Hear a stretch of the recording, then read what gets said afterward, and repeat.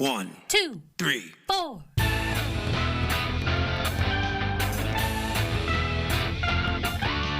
Monster movie. Fun time, go!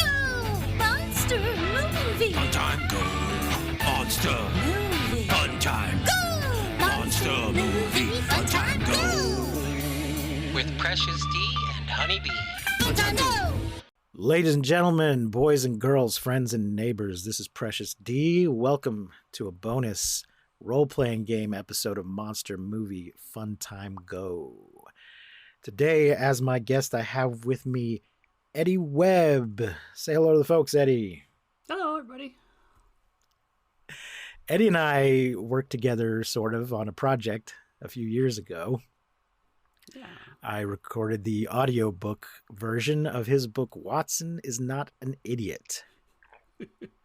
Yeah. And it was wild when I first heard there was going to even be an audiobook, and I was like, really? Wow, I didn't realize that there was that kind of audience, but I heard some clips from it, and it sounded great. Well, thank you. If any of you are interested in that, you can find that on Amazon and Audible, and I think it might even be on iTunes. Wow. Yeah. For some reason, those Audible books are on iTunes as well. So you can just look for the title, Watson is Not an Idiot, or search Eddy Webb, or search under my government name, Dominic Lopez. But the reason we have Eddy here, well, there's a couple reasons. Folks, I don't know if you heard, but in the past month, there was a bit of a kerfuffle in the role-playing game industry. What? Bit of No. a brouhaha, bit of a hullabaloo. We won't go into too much detail. If you want to know, you can just Google Open Game License or OGL, and you'll find a whole bunch of articles and YouTube videos all about it. The short version is the owners of Dungeons & Dragons tried to revoke a license that was previously believed to be and intended to be irrevocable, and under which many people had been making their living for about 23 years. Mm-hmm. And we all lost our shit. Yes, that is an apt summary. Yes, and it seems to be resolved now positively, but everybody's still a little suspicious. The reason I bring this up is because this led to a lot of people deciding to try new games or pull games off the shelf that had been sitting there that they had not tried. And one of those games, one that I just got for my birthday, is They Came From Beneath the Sea. Happy birthday. Thank you. The reason we are talking about it here on Monster Movie Fun Time Go is because this game is inspired by and based on the sort of movie that we talk about on this show. Absolutely. In fact, Eddy, I was going through the list of inspirations, movies that inspired the game, and several of them are ones that we have done episodes on here. Oh, excellent. Them, Attack of the Crab Monsters, It Came From Beneath the Sea, of course, Mm-hmm. The Giant Gila Monster, and The Beast from 20,000 Fathoms. Oh, excellent movies. Most of those movies we enjoyed. Which one didn't you enjoy? I think I was a little hostile towards Attack of the Crab Monsters, if I recall. Okay. It was just an extra level of nonsense, I believe. That's fair. I mean, certainly with these kinds of movies, there's a bit of a line you have to kind of straddle, and sometimes it just gets to be a little too much. I actually enjoy the Giant Gila Monster quite a lot for how low budget and cheesy it is. And of course, we loved them and The Beast from 20,000 Fathoms, and It Came From Beneath the Sea. So, Eddy, you are the Story Path line developer. Is that correct? More or less, yeah. Honest Path Publishing is a company that makes They Came Beneath the Sea. They started off licensing games from a previous company, White Wolf Publishing, that then got merged with another company, but that won't go into all that. And so they wanted to make their own tabletop role-playing game rule set that was evocative of the games that they were licensing, but many of them were 20, 25 years old, so they wanted something that was obviously more modern, a little more inspired by current trends in design. And so that was actually done by a team before I got on board. And those were developed for two games simultaneously, which was Scion, second edition of Scion, which is a game about playing modern-day Children of the Gods, and the Trinity Continuum, which is a science fiction game of people known as talents who are very good at their jobs and also secretly manipulating probability. Like you do. Yeah, like you do. Yeah, just like I could talk about Trinity. I love Trinity, but short version is that basically all the super competent people you see in TV, what they're actually doing is subconsciously manipulating probability to find the best timeline to be the most competent in, and then shunt themselves into that timeline. Okay. So it's when Jason Bourne happens to be in the right place at the right time, it's because he's psychically manipulated himself quantumly to be there. Okay. This reminds me a little bit of something I wrote myself. Oh, fair enough. I won't go into too much detail, but there's a device involved called the quasi-quantum reality manipulator. And the idea is if reality is perception, if you can adjust your perception of reality, you can adjust reality. But because reality is being affected by everybody else's perception, what you do is you slip into the reality where more people are sharing that perception. Oh, yeah. That's interesting. It's the quasi-quantum perception adjuster and reality manipulator. And this allows the characters to go any place conceivable in the multiverse. Nice. This is a little more kind of lower scale than that. But I mean, also it's a conceit to do, well, because it's on a timeline. This is now the Trinity podcast, but there's a timeline. So like we have a near future setting where this gets amped up due to an accident, and that's our superhero setting. And then there's a 1930s setting where this is just starting off, and that's our pulp setting. So it's kind of a way to justify different science fiction kind of subgenres inside of it.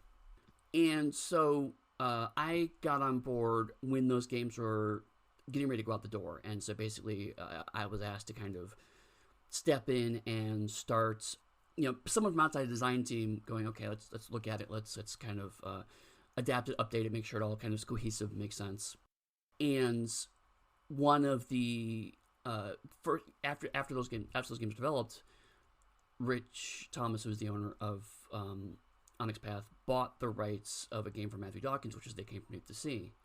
And so it was decided that I would be the person who write the rules chapter for that game, because it was a chance to kind of take the existing rules, adapt them to a third game, and then from there, in the process of rewriting them, I can then figure out, okay, I'm now seeing here's some ways we can kind of refine and tweak and modify. And some of those went backwards into the previous games and of the like. And so as a result, I kind of been shepherding that for the past several years, because I was in a good spot of being able to take what have been designs and then apply that to that game, as well as another post-apocalyptic game, Dystopia Rising.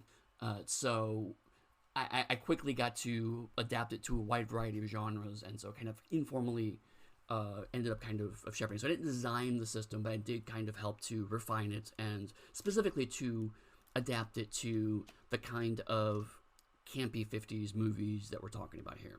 Well, I just, in the credits here of the game, it says you're the Story Path line developer, but also one of the writers.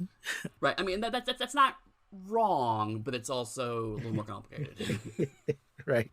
You're also listed as one of the writers. So what did you specifically contribute to this game? Mainly, can you even break it down that way? So usually we break down like individual chapters. And so, like I said, the main chapter I worked on was the rules, although I believe I also worked on story guide advice. It's been a few years. But one of the things that I worked with the developer, Matthew Dawkins. He and I are actually very good friends. And so one of the things I worked with him on was also dialing in kind of the voice of the game, because it's a humorous game. It's a comedy game, but it's a very kind of distinct kind of comedy. And so I wrote my chapter a little early on, and use that as an example to kind of talk over, okay, how do we talk to the audience, and what's the... Because you don't want the jokes to get in the way of rules clarity, right? You want people to quickly get the game. But I did feel that by being explicitly funny in the text that then gives the readers and players permission to be funny in the game, which is what we want. So there was a fine balance of that, as well as the kind of humor that sometimes shows up in these movies has not aged well. So how do we channel that without necessarily being sexist, for example, you know? Oh, yeah. When we review these movies, we often give them a racism rating and a sexism rating. Oh, no. I mean, a lot of them, the racism rating is just a flat line of 1, which is that non-white people don't exist. Right. There's nothing that's being hostile to other races. It's just not acknowledging that they exist at all.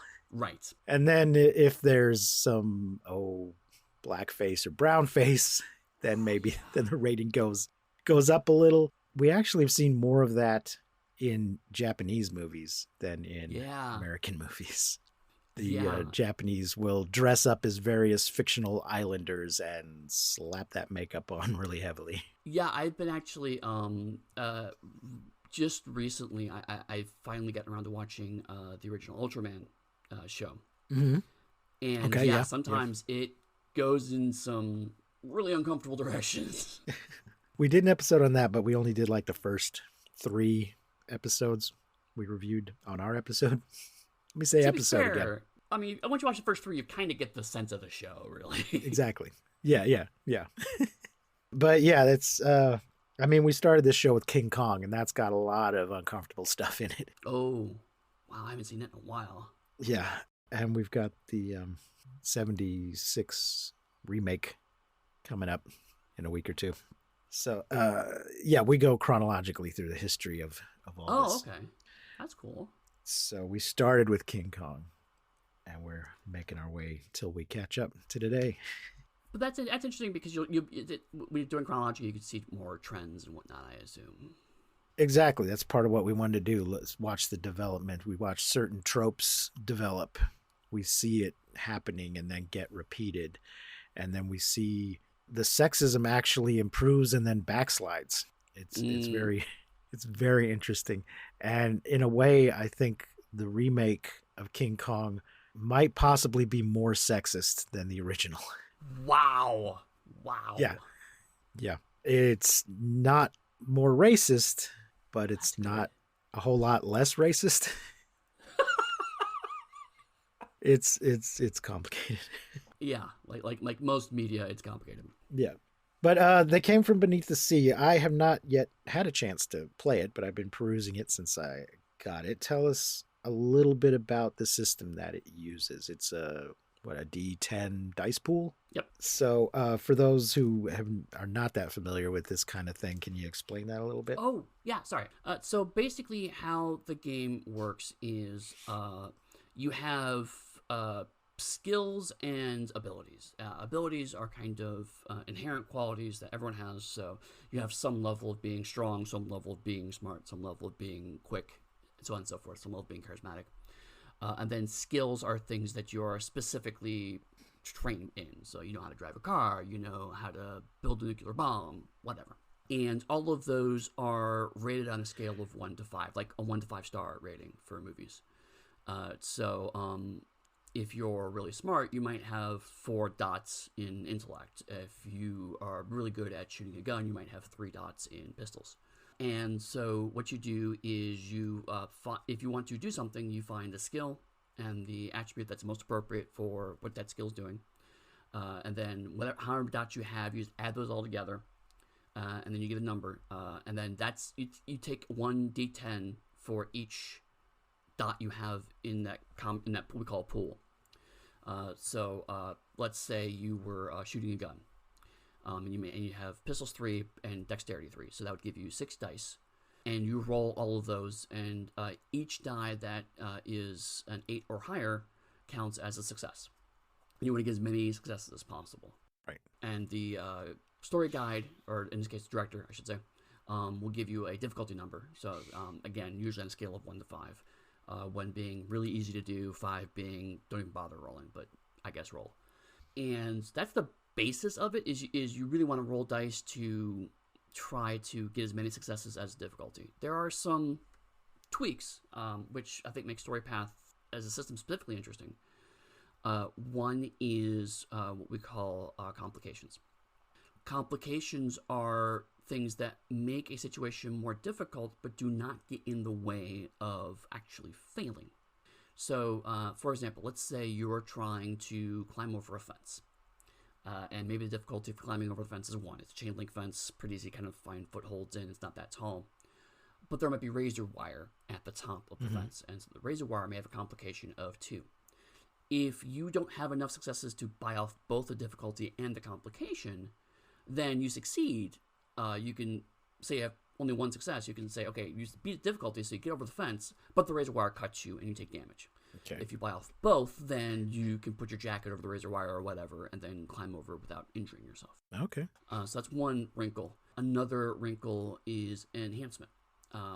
If you have something that allows you to do something well in this particular task, then enhancements are kind of just automatic successes. As long as you get at least 1 on the dice roll, you have to at least get some juice going there, if you will. But then if you have enhancement, that makes even more successes you can add to the roll. So again, if you're shooting a gun, if your gun is just a straightforward gun, then maybe it's just a normal roll. But if you have like a sniper scope on it, or if it's a really powerful handgun, that may give you, say, 1 or 2 points of enhancement, which means that you would count even more successes. And that's useful because there's a third wrinkle, which are called cinematics. You can use extra successes to buy things that change the scope of the game. So if you are a FBI agent, you may have a cinematic that allows you to arrest people really well. And so you may spend those extra successes to just walk into a town and people start deferring to you because you have natural authority. And on top of all of that, I mean, it sounds complicated, but it's not really, because, like, again, the basic roll is just roll dice, succeed or not. If you fail at a roll, you generate something called rewrites, which means that even if you're not doing well in the movie, what's happened in a meta level is the actor playing the character is getting frustrated that they're not looking good in the script, and so they're generating points called rewrites, which you can then cash in to go to the writers and say, look, I want something different here. And then use those to purchase things like missing reel. Like, there's a moment where you're cornered by a giant monster, and the monster's about to break in, and then you use the points to buy a missing reel, and suddenly you're 500 feet away, the monster's gone, and the characters are going, wow, thank God we got out of that, and you just never reference how that happens. Okay. Or you can buy things like shoddy set, where, like, you're in a jail cell, but the set's so bad that one of the walls actually falls over, but you have to keep rolling with it as actors, so you just kind of walk out of the jail cell. Okay. So it's a very meta game that we're all sort of aware that it's leaning into not just the setting, but the idea that the setting is being created by a movie, and you are both the character and the actor playing the character, and the player playing the actor playing the character. Yes, it can get a little mind melty if you think about it too hard. But basically how the game plays in practice is you play it just like a normal movie setup, right? And you can't play it extremely straight if you wanted to. So you just get up, so in relevant to our cases, a giant monster is attacking town, and you're playing humans trying to deal with the monster attack. And your moment-to-moment gameplay is just like a normal tabletop role-playing game. You're trying to find ways around things and so on and so forth. It's just that your quote-unquote magic powers, the things that make you special, are really just manipulations of a low-budget movie. So when you're trying to do things that make your character cool or trying to progress the story, the framing for all of that is not a magic spell or a superpower, it's shitty writing. And so you kind of dip back in and out of those things. Once you start looking at it, it's actually pretty intuitive, because you go, oh, my character's stuck here. You take a step back as a player and go, okay, well, then maybe I can suddenly say there's a prop that mysteriously was forgotten on set for continuity error, and so I can grab that prop and get my way out of this. And so that's how you justify it. Okay. Now, This game had been on my radar for a while, but the thing that sort of moved it to the front of my radar is that I kept seeing ads for it on Mystery Science Theater 3000. Yes. Because I also backed that Kickstarter campaign. Oh, excellent. Yeah, the owner of Onyx Path Publishing is a huge Mystery Science Theater fan. One of the reasons why I think this game got made, frankly. And had an opportunity to advertise with Mystery Science Theater folks. And they've been amazing to work with. I haven't worked with them directly, but secondhand I've heard nothing but positive praise. And they, like you said, they did actually 3 or 4 actual commercial skits featuring the game. Yeah. One of the basically big Kickstarter rewards you could get was to purchase an ad for whatever your company might be. But yeah, those are really fun. I think that you can see them on YouTube. Yeah. If you haven't subscribed to the Gizmoplex, you can still see those ads on YouTube. So they're a lot of fun. Like Tom Servo's wearing an octopus costume, but he claims it's not for the game. It's just his pajamas. Octopus with knives at the end. Knives.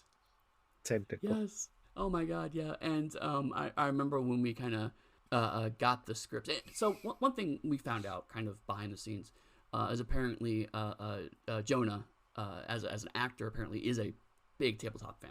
And so when they're doing the scripts, apparently Jonah had some thoughts on it. So we got the scripts to say, oh, this is actually pretty accurate. We're expecting having explained what a tabletop role-playing game was and whatnot. I mean, we had to change a few things just to make more specific to the game experience that they came from offers.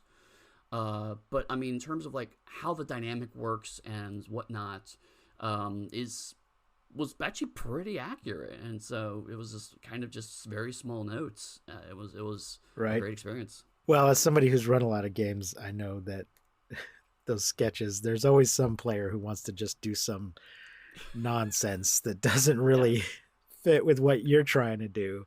And you're like, okay, fine. Go ahead. You want to play a what now? All right. Yeah. It was. I still laugh at those cards because right. We've all had that player of like, I want to play these two things put together, and I want to use this third-party supplement that was published on Usenet in 1997, and it's just like, okay, fine, whatever. Oh man, just a few years ago, some kid started telling me about the game they were playing. And he was describing his character, and it was just it was Dungeons and Dragons, and it was a whole bunch of crazy nonsense that not in the rule books. Some kind of I don't even know. I can't even remember. I think a Jedi was involved, or a Sith, and a tiefling and a whatnot. And I started to say, "What the fuck are you talking about? That's not part of the game." And then I stopped myself. And I said, You know what? He's having fun. He's clearly enjoying the game he's playing. And I'm not being forced to play it. So what does it matter to me? Because you do, sadly, you see a lot of that. You're not having fun, right? Yes, I know. The way I play is the right way to play. So I just stopped myself and just shook my head and said, oh, that sounds cool. God bless him, because I mean, I remember also being a 12-year-old who was convinced that you could do anything with tabletop role-playing games. Amusingly, one of my favorite stories is I'm of a certain age, so I grew up in the 80s, so take that for what you will. But I discovered D&D around 84, and I discovered Transformers the same year. And so within like a year, I had already kind of tried to find ways to play a Transformer in Dungeons & Dragons, because that's what you do. Okay. A teenage boy in 84. Yeah. I was a Vulcan Jedi once. Right. In Star Frontiers. Yes. So it was amusing to me, and I would tell this story for years. It's like, whenever someone would be like, puritanical about it, it's like, listen, no, I'm an official game designer. I've been paid money to design games. This is the kind of dumb stuff I did. And then last year, I got to work on the official Transformers role-playing game. And so it all comes full circle. Yes. I was going to ask you about that. I'm glad you brought it up. That is another game sitting on my shelf, patiently waiting its turn. Transformers role-playing game. One of my sisters loves Transformers, so I got it to run for her. Nice.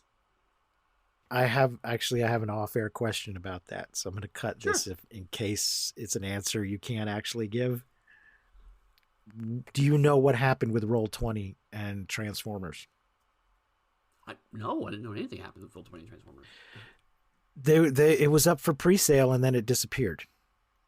Oh wow. You were supposed to be able to pre-order it, and I was putting it off, and then it disappeared and it's not there now.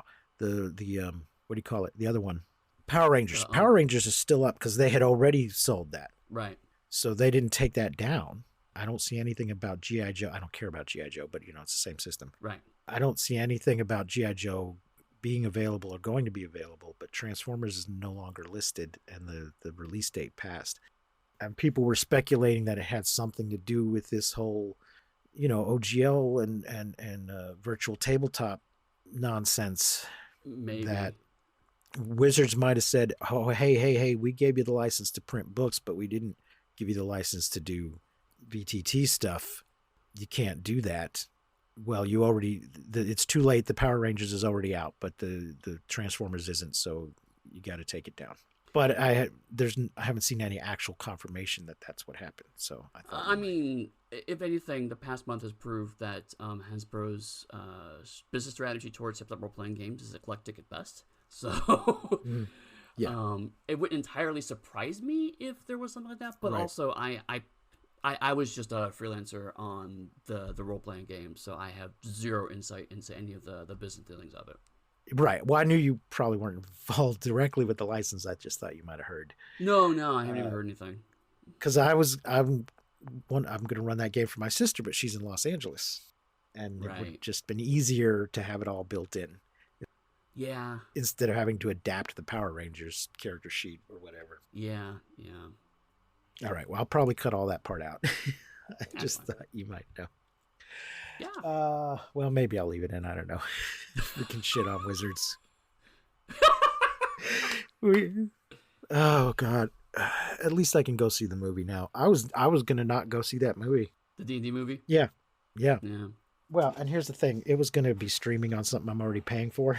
Mm-hmm. So I was gonna I'll just wait till it's on the streaming service because once it's on there, I've already paid for it. So fine. But yeah, I was gonna boycott that shit, and I'm not even a publisher. But yeah, I mean, it was an interesting moment, right? Like, yeah. There was, I mean, like you let off with, a lot of people were suddenly realized that there are other alternatives out there, and so from that perspective, it was actually really cool. So one thing we haven't talked about yet is one of the things I also do on the side is I do occasionally write videos for a YouTube channel called Extra Credits, which has been around for over a decade now. They're a game design YouTube channel. They do short cartoons about game design topics. And I've kind of slid into the role of being their quasi official tabletop expert on that channel. And I'm actually in the process of pitching a script for them because I had to double check the research, and my research bore out, but consistently throughout D&D's history, they've had these problems. Every time the owner of Dungeons & Dragons gets litigious, the game line drops in sales. Like in the early 70s, when the game first became popular, it blew up partially because they were very permissive with licenses. And then when TSR started getting things like a cartoon and whatnot, they started really clamping down on people using the trade dress and the copyright, and sales went through the floor right around the D&D second edition. Then TSR was bankrupt as a result. Wizards of the Coast buys D&D and then gets bought by Hasbro.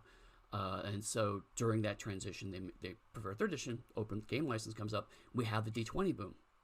Then that goes for 5 or 6 years, and then they tried to do a version of this through the D20 trademark license, where the OGL was one thing, but if you wanted to do things that were specifically compatible with D&D, you had to use D20 trademark license, which was not irrevocable. Right. They tried to revoke it in 2008. We had a very similar outcry to this, and third edition started taking off. Pathfinder branches off and basically becomes third edition. there's a fourth issue with a different license to GSL. Sales go through the floor because it's not as permissive. Yep. Fifth edition comes out with attached to the open game license. It does really well, and then we have this. And each of those moments in late 70s, in early 2000s, and then in late 2010s, each time that moment was the biggest time D&D had sold. So like in the 70s, outgrew wargaming, and then third edition was the most best-selling version of D&D at that time, and the fifth edition was the best-selling version of D&D at that time. So Yep. It's interesting how these things do keep going in cycles, is that they open it up to the community and try to give people a chance to play in the sandbox. Everyone gets excited about it and contributes to it creatively, and so that gets more people involved in the hobby, and so it sells more books.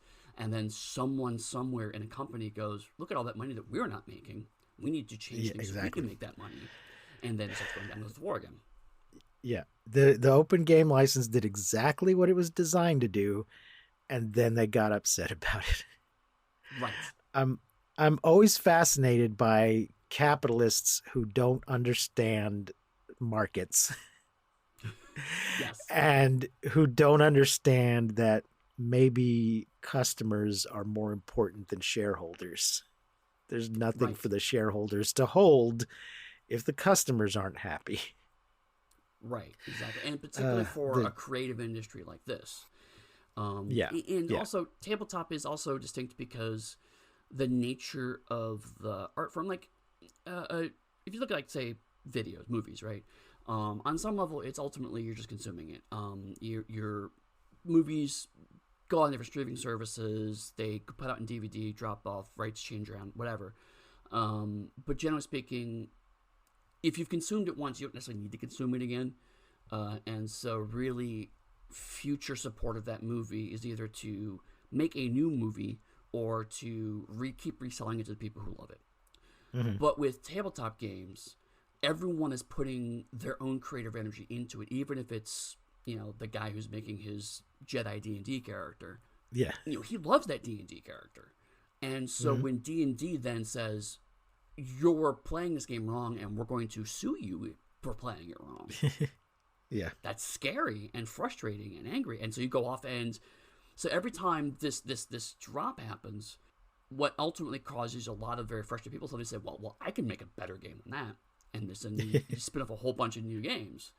I mean, certainly, on some level, Onyx Path, a lot of people who formed Onyx Path, myself included, used to work at White Wolf Publishing, and a lot of White Wolf Publishing came from a lot of the growth of White Wolf Publishing came around the time of the D20 boom, because before that they were taking advantage of the TSR cratering by putting new games out, and then when Open Game License came out, White Wolf actually put out the Creature Compendium, which was their version of the Monster Manual before the official Monster Manual came out. So we're the assholes and ruined it for everybody. White Wolf, curse you. Somewhere in this house, I believe I still have a first edition of Vampire the Masquerade.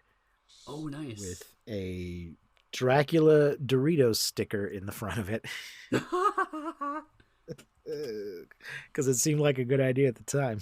Amazing. Yeah, the thing about Hasbro that gets me, I'm like, yes, you're a corporation, your point is to make money, but why are you a game and toy company and not a toilet paper company? There's some reason why you decided to get involved in that business and not some other business. Why do that if you don't actually give a crap about games and toys? Right. And I mean, don't ruin your games and your toys. Yeah. And honestly, like, I don't have any specific insight to it. Just I've been reading the same blogs and takes everybody else has, but it does seem to have been confirmed in a couple of places that the actual D&D team had nothing to do with any of this, which was my suspicion all along. It was someone in accounting somewhere who just looks at D&D as another line with Clue and Transformers and everything else, right? Right. Yeah, they don't understand anything about the market and how it works and why it's being successful. Mm-hmm. And they also see it as a zero-sum game, that if that company is succeeding, then we're failing. and we need to be making the money they're making, and that's not how it works in this industry. Right. And so but I mean, one of the nice things about being a company like Onyx Path, which is frankly a lot smaller. I mean, there are people online who bizarrely think that we're the same as Hasbro, and I'm like, oh God, no, honey. We have like 4 full-time employees. Most of us are freelancers. And so we're indie. I mean, slightly indie plus, but I mean, much closer to indie game than anything else. But the nice thing about a company like us, because we are small and we're agile, is that we can do things like, why don't we just throw money at Mystery Science Theater and see what happens, right? And that worked out really well. Why do we put out a game about B-movie monsters? Because that's not exactly a market clamoring for a tabletop role-playing game, but we can do that kind of stuff because we don't have to worry about an accountant going, okay, but that's not going to make the stock arrow go up at the way that I want it to go up. Right. To get back to They Came From Beneath the Sea, but to get away from it, there's a couple of spin-offs. Yes. Right? They Came From Beyond the Grave. Is there another one, or is that? Yeah. So there's actually a lot going on. So They Came From Beneath the Sea was actually very successful for us. It was not like a massive hit on Kickstarter, but it did better than we had hoped, which is good.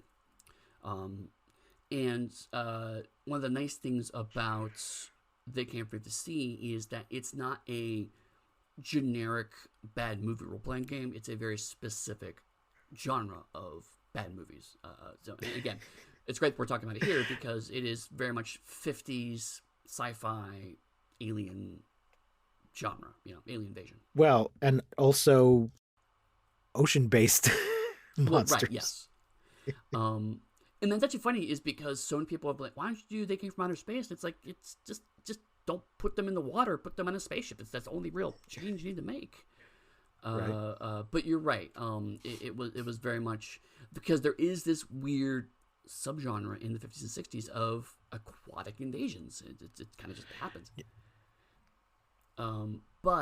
So from there, even Godzilla comes up out of the water. Yeah. And Godzilla, is on an island.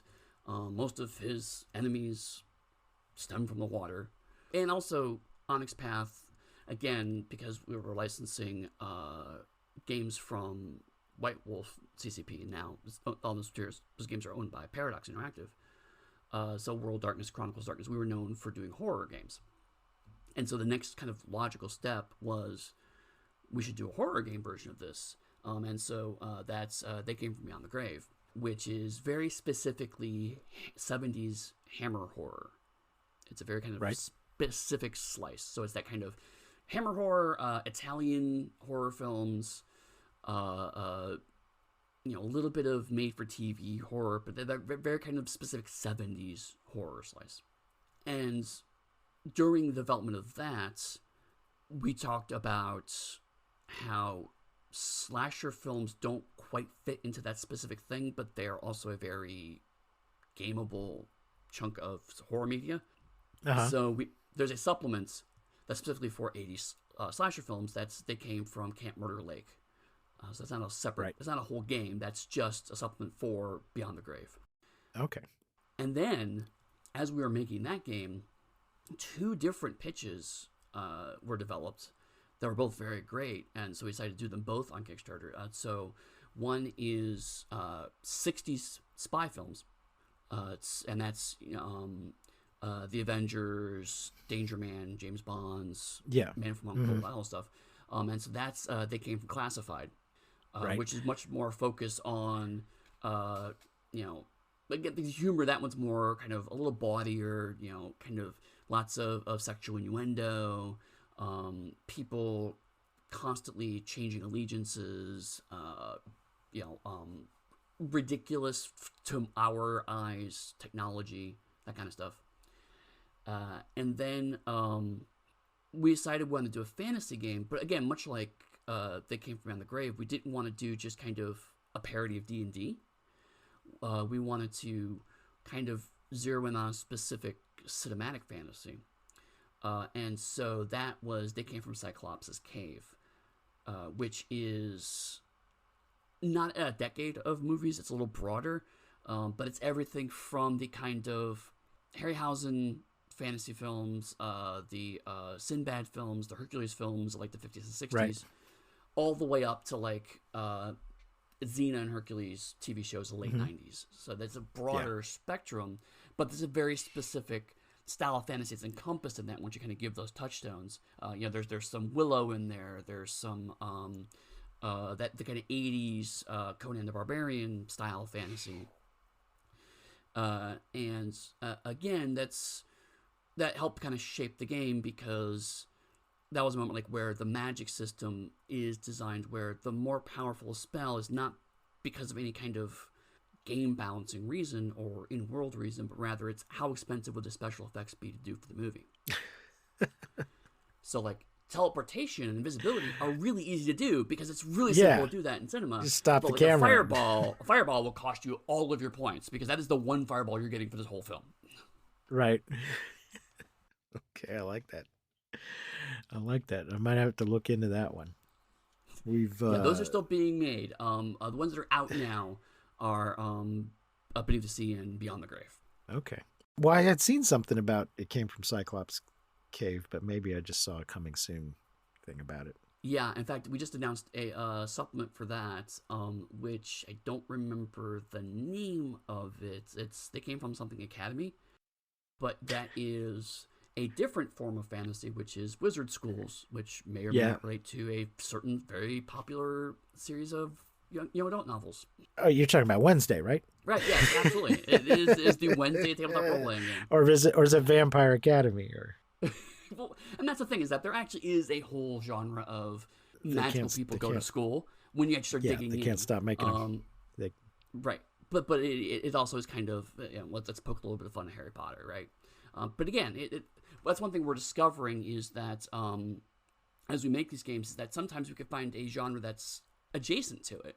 And rather than make a whole game around that, it wouldn't make sense financially. But, making a supplement to one of the existing They Came From cores, we can then expand our horizons. So we did do They Came From Outer Space PDF supplement for Beneath the Sea to kind of give people that help with that. But also, because of the glorious thing in the public domain, we actually did an official They Came From Plan 9 from Outer Space supplement for Beneath the Sea on PDF, because we could do that. I think we also did a no, we didn't do a supplement, but we did a actual play of Hand of Manos, or Manos Hand of Fate. Manos, the Hands of Fate. Yes. Oof. How did that go? It was a lot of fun. Everyone died, so that was great. TPK. That's a rough movie. Yes. Did you know there's like more than one sequel or prequel to that movie? I'm not surprised, but no, I didn't.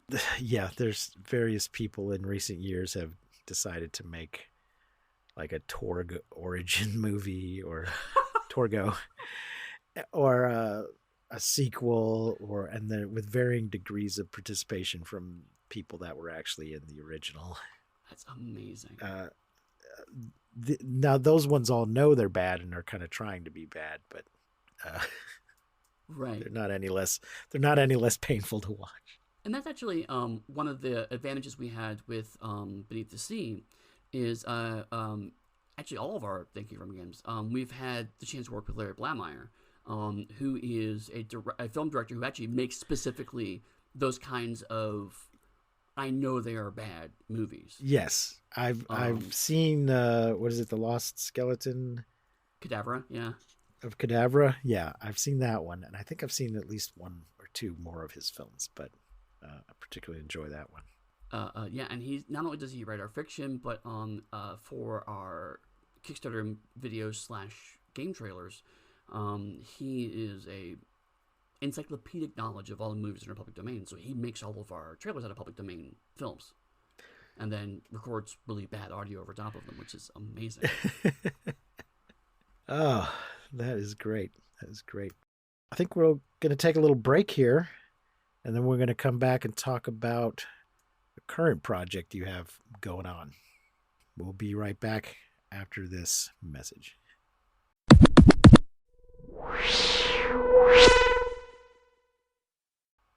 And we're back. Woo. Eddie, Edward, Edifer. I'm just slightly miffed with you. What? You're putting out a second edition of your game Pugmire. Yes. I have not yet played the first edition of Pugmire. It's been sitting on my shelf, patiently waiting its turn, because as we all know, role-playing games are not for playing. They're for buying and putting on the shelf and looking at and saying, that looks so nice there on that shelf. Someday I'll get to play it. Yes, role-playing games are for collecting. Yes. That's right. I got Pugmire and I got Monarchies of Mao, and I got the Game Master screens for both of them, and they've been sitting there patiently waiting. And now you are doing a second edition of Pugmire, and you're kickstarting it now. And like a dum-dum, I have backed that Kickstarter. Well, thank you. I appreciate for that game that hopefully I will play someday. Well, the good news is that the second edition is totally compatible with the first edition, and we're going to give a conversion guide for people to convert their old characters and material to the new edition. So, I mean, those books will not go to waste. Don't worry. Good. Now, we were talking about the open game license. The first edition was published under the open game license. Yeah. Are you jettisoning that? Are you using the Creative Commons? Or are you just going to try to not have to deal with it at all? So the short answer is we're stepping away from the OGL.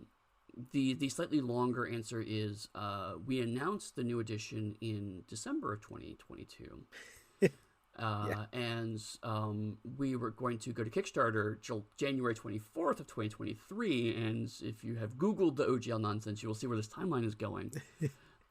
Yes. In the midst of this, and you're not the only one. In the midst of this, I also decided that it would be a great idea to move me and my family overseas in the end of January, because I'm the best at planning.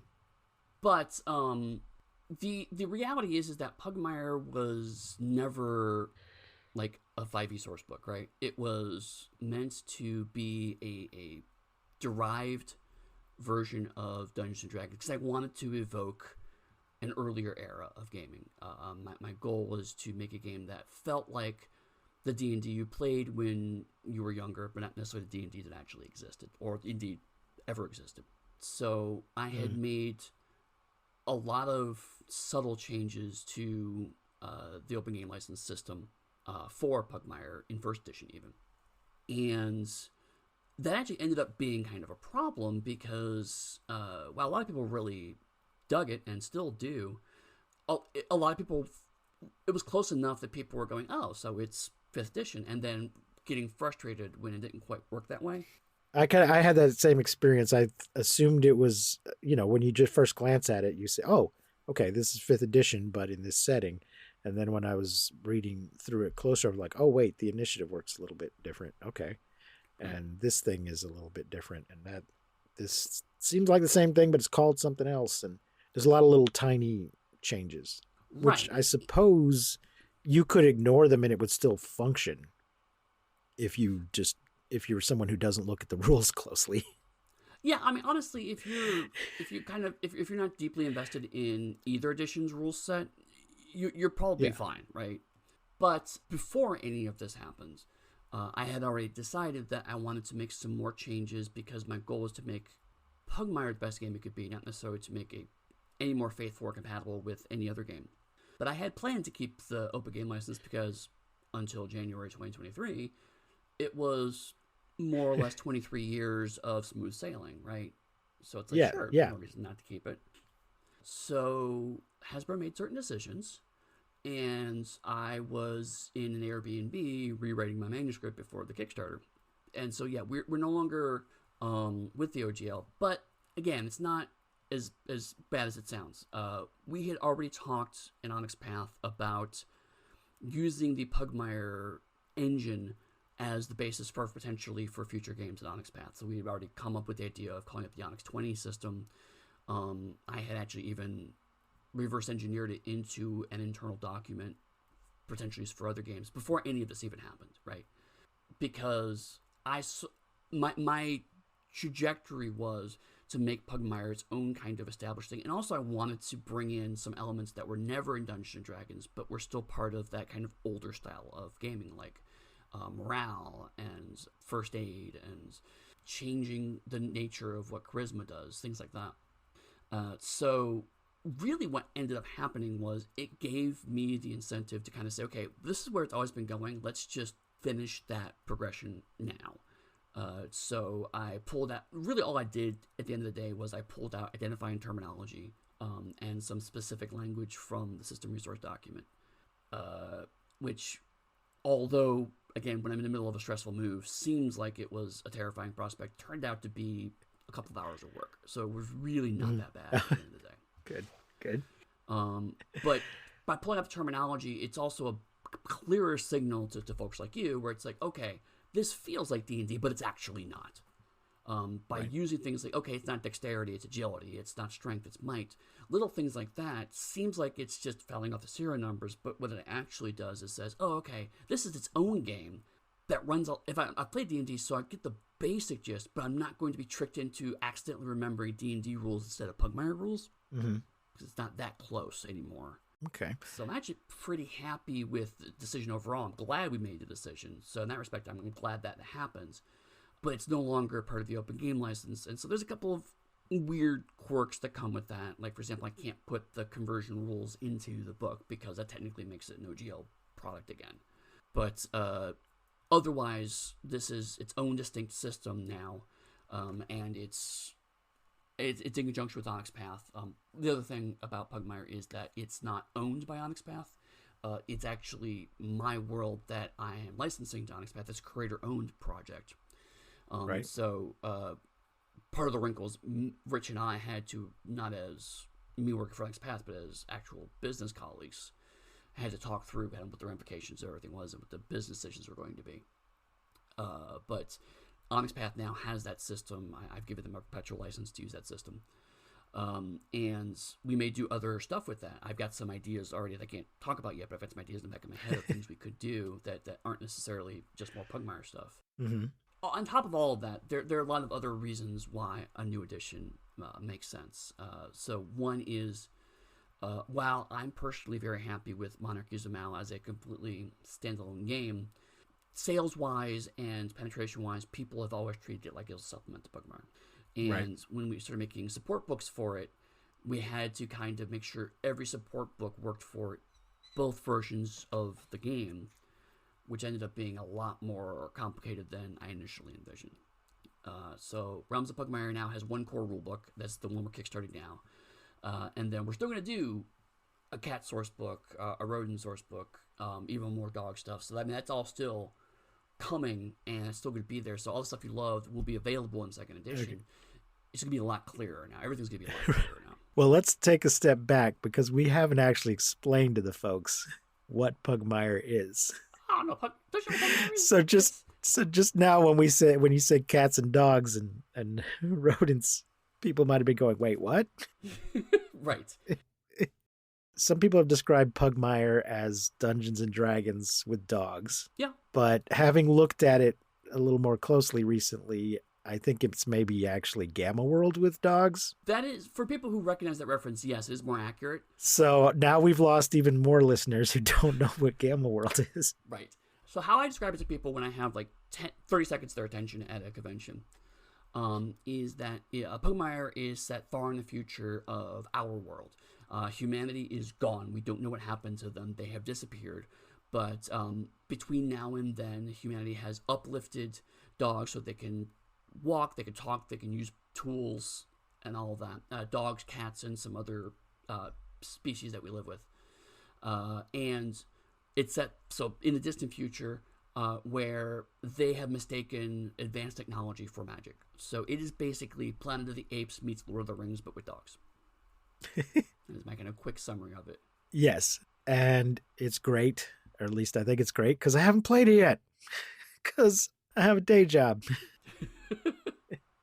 But I've been looking forward to playing it for some time now, and as I said, I'm backing the new edition, and maybe that'll be the thing that when that shows up, I'll be like, all right, guys, this is it. I'm playing dogs. Fortunately, my gaming group tends to go along with whatever I say we're going to play. Well, that's good. Sometimes I'll ask them, okay, guys, what do you want to do next? And they're like, oh, we'll play whatever you want to run, man. It's fine. You have all the power. Yeah, so it's good they're willing to try new things and new systems and new settings. So yeah, we'll be playing dogs soon, I hope. Well, and I hope you have a good time. Oh, we usually do. And certainly some of the changes I'm introduced are to help with that because we're all getting older and free time is more and more at a premium, and I respect that. So, like for example, one of the things I now have is template character creation, but also random character creation. They're the same system. So you can just make a bunch of choices, write down stuff on your character sheet, look up what those things that on your character sheet do, and start playing. And if you're brave, you can just randomize any or all aspects of that. So I actually did a YouTube video where I just, from scratch, went through the book and made a character in 10 minutes. So it's super fast to make characters now. And also because I wanted people a chance to do what I think is a unique design problem for Pugmire specifically, is that most people want to make their dogs and cats.